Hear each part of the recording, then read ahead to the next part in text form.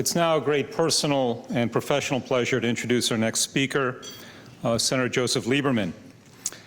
He served as the Attorney General in the state of Connecticut for 6 years, as well as serving in the Connecticut State Senate.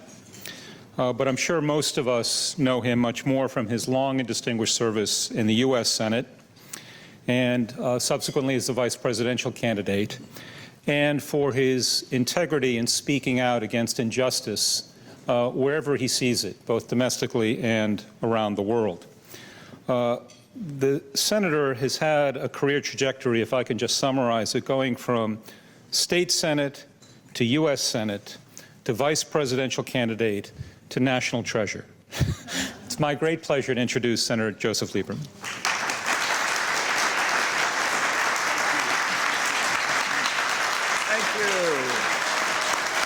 Thank you.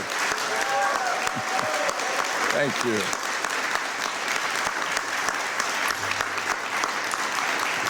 Thank you. Thank you. You're very kind. As a matter of fact, you make me wonder why I ever left. It is a great pleasure to be here once again to celebrate Nowruz. Nowruz Mubarak, right? Happy Nowruz. And in the midst of a very difficult time in everyone's lives, the world is unsettled, the virus is spreading, and here we are with all the hope of the 7 S's, the half C, to remind us of the eternality of life on Earth, and also remind us in a more direct way about why we're here, that Nowruz is a celebration that goes back millennia, thousands of years.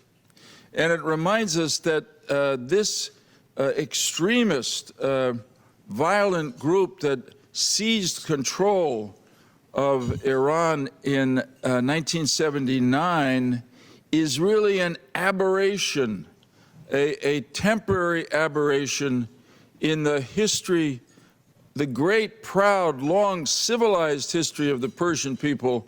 And with your help and our government's help, we will return to the right course of Persian history, which is expressed here in this room today. We can make it happen, and we will. I want to say how wonderful it is to be back in Heart 216. It's never looked better, really. Senator Ayotte, and I want to welcome Senator Ayotte. Thanks, Senator Shaheen, Senator Cardin, Senator Cruz in absentia. We pray for his health, of course. But it's wonderful to have Senator Ayotte join us here. And it does prove what the speakers before me have said, that in a very partisan time in Washington, there is at least one issue that remains bipartisan or nonpartisan, and that is the American people standing with the people of Iran in behalf of their freedom and justice there. And we will continue to do that until they receive full justice and freedom. It is really, I'm thinking of the times I've been in this room and hearings that Senator McCain chaired, including hearings about Iran. And, you know, Senator McCain and Senator Graham and I were called the Three Amigos. When I left the Senate, my replacement in the Three Amigos was Senator Ayotte. And people said, well, she's certainly a lot better looking than you are.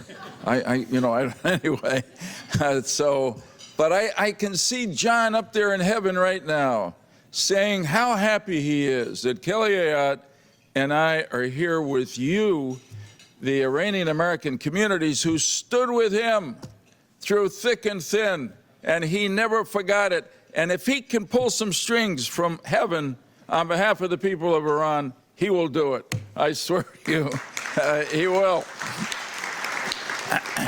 Okay, Nowruz means new day, as you know. And if I can capture what has been said eloquently already, a new day is dawning in Iran today. And it's not just wishful thinking. It's a fact. And I want to recite some of the events that have come together to give me the hope, based on reality, that the regime in Tehran is rotting, literally. It's collapsing. And the people of Iran are rising with extraordinary courage to take back their freedom and their opportunity. Now, why do I say that? And I'll just go back over the last 6 months since we gathered last year on the last Nowruz. Let's go back to November. Been mentioned briefly, but the tripling of oil prices and the courage of the people to come out into the streets and to protest, and the brutality of the regime led by Soleimani, an international war criminal, really, who brought, because they were protesting, asserting their rights, took action to kill hundreds of them, as you know. That was November. Then we go to January, and Soleimani got what he deserved, which was death at the hand of the United States military.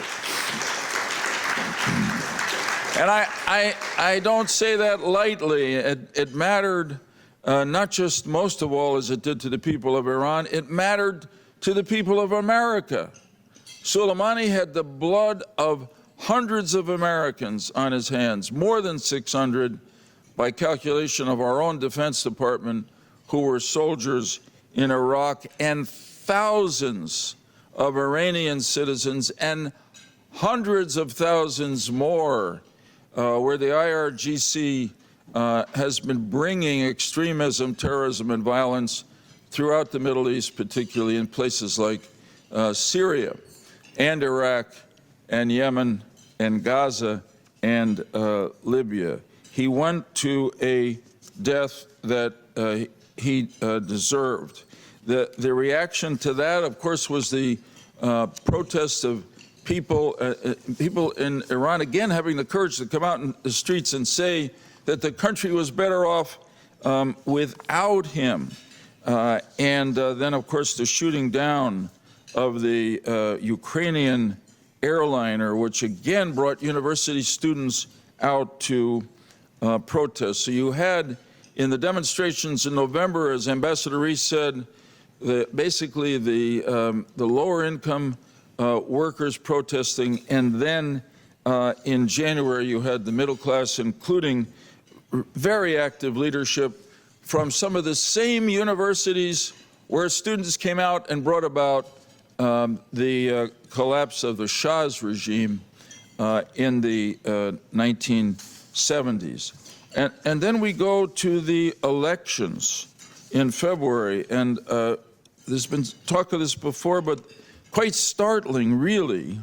The regime, as has been said, pressured people, saying almost that it was the religious duty of people in Iran to come out and vote. At one point, one of the leaders in the regime said, if the turnout here is not good in this election, it will make our enemies happy. And who are the enemies they named? The United States of America, in very good company with the MEK, the PMOI, the National Council of Resistance in Iran, the affiliated group with the Organization of Iranian American Communities that brings us together today. And if I may echo the words of that leader in the radical regime in Tehran, we were happy by the results. That threat didn't work. The people of Iran really didn't want us to be unhappy. They wanted us to be happy. 42.5% turnout, according to the official report. The estimates, as you've heard, are ultimately that 90% of the eligible voters in Iran didn't vote. And that that really was the people speaking with their feet about what they hope for and pray for and are prepared to risk their lives for, which is the end of the Islamic Republic of Iran as we have known it for 40 years. It can happen. And now the latest current, and Mrs. Maryam Rajavi, who spoke very clearly to the people of Iran, incidentally, in the campaign leading up to the elections, and pleaded with people not to vote, because a vote would be a vote in favor of the Ayatollah, the supreme leader of Rouhani and the clerical regime. And I think the people in Iran heard Mrs. Rajavi's voice, and that's one of the reasons they didn't come out to vote. But let's talk about the coronavirus that's on everybody's mind, really everybody in the world, everywhere in the world. And look at how this government in Tehran handled it. We know now that the government in Iran knew that there was an outbreak of this virus in the holy city of Qom, but they did nothing about it because they wanted to wait until after the election to make sure that the turnout would not be affected. In other words, they risked the lives of the people of Iran for their own political benefit. How much more of an argument could you make for the end of a regime? And throughout this entire period, the Iranian airliner, Mahan Air, owned, controlled by the IRGC, has continued to fly daily back and forth to China. There's some reason to believe that the disease may have broken out, the virus may have broken out in Iran because of the movement of Chinese students from China to Iran to study and back and forth. But it's outrageous. When you think about it, one of the steps that President Trump took, which was such a strong step, was to stop travel right away between China and the United States. Iran has never done that with China. Mahan Air continues to fly every day back and forth between Iran and China. And again, this says that the IRGC puts its own business interests ahead of the human interests of the people of Iran. The people get this, and that's why they are demanding change. So the question is, what now for policy from the United States of America? I want to start my answer to that by thanking the members of the Organization of Iranian American Communities for sponsoring this event, for being here, for sustaining the constant, effective presence of our two dear friends, Ali Reza and Hedayat, who do such a wonderful job for this cause. I'm going to lead a round of applause for them. So I want to say to you from the OIAC, what you are doing here is about what's happening in Iran, but it is absolutely American. You are remembering the first words that our forefathers here in America wrote when they declared their independence from Britain, which was those self-evident truths that all of us are created equal by our Creator.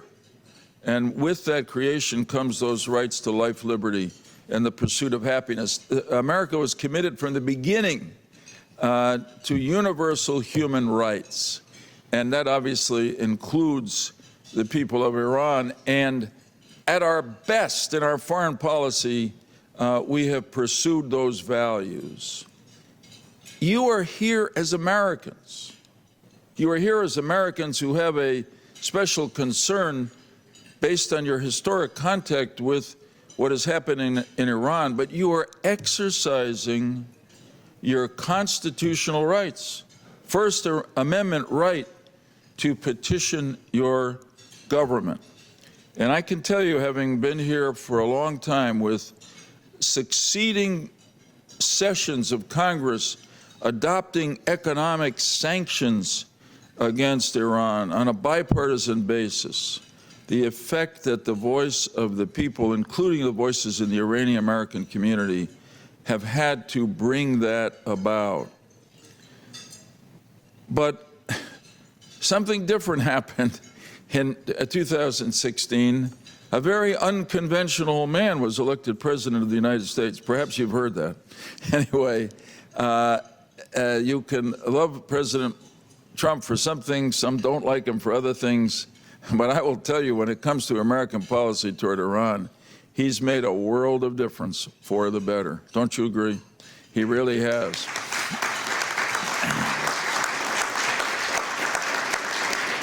He pulled us out of the JCPOA, which was a bad deal for America and a great deal for Iran, and didn't really deprive them of their nuclear weapons program.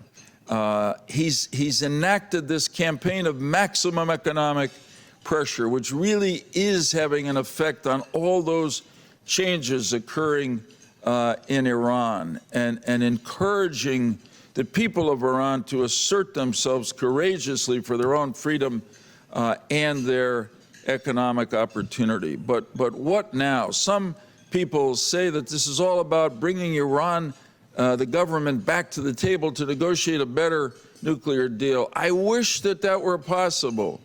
I think that's about as possible as the proverbial leopard losing its spots. This animal is not going to change.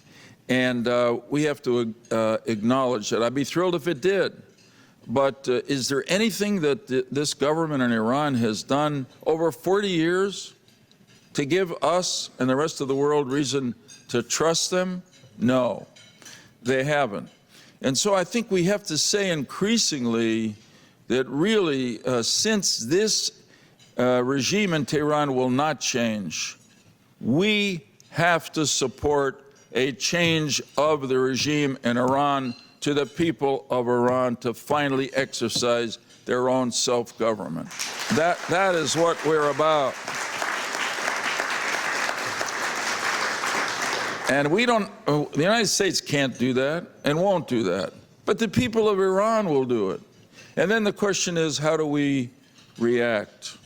Do we stand by and muzzle ourselves, or do we speak out in support of the people of Iran and the support of American values of universal human rights, as we have done consistently at our best, certainly in history, on behalf of the captive nations of the former Soviet Union. That is our mission today. And I want to say there's a wonderful combination of people in this room, people from the Organization of Iranian American Communities, members of the United States Senate, and staff of members of the Senate and the House. Now, when I was in the Senate, I could never acknowledge how powerful my staff was. But now that I'm out, I can say, and I want to say to the congressional staff members here, honestly, you have it in your power to change history consistent with the best of American values. That is all that the Organization of Iranian American Communities and all of us who are here on their behalf today are asking you to do. And that may begin, as Senator Riyad, I hope, will talk about, with the snapback provisions and what may happen otherwise in October. Dr. King said famously that the moral arc of the universe bends slowly, but it always bends toward justice. I believe that, and I'd add it always bends toward freedom. But we have the capacity to bend that arc more quickly. And honestly, the people in this room can make it happen if we work together to finally bring about what we want, a new day in Iran, and not to listen to people who say, regime change will lead to chaos as it did in Syria or Libya or Yemen. Part of why it won't lead to chaos is that Iran is the one who caused a lot of the chaos in those other countries. And part of the reason is that there is an alternative in Iran that's ready to govern, and that is the National Council of Resistance in Iran. President-elect Mrs. Maryam Rajavi, her support, I believe, in Iran grows every day. She is the alternative. We have an old phrase in American politics: you can't beat somebody with nobody. In Iran, there is somebody and somebodies around that somebody who are prepared to govern this great country and return it to its traditions. So let us hope and pray, but not just hope and pray, and work that next Nowruz, 2021, we can say not that a new day is near, but that a Nowruz, a new day, has begun for the people of Iran and the proud people of Persia. Thank you very, very much.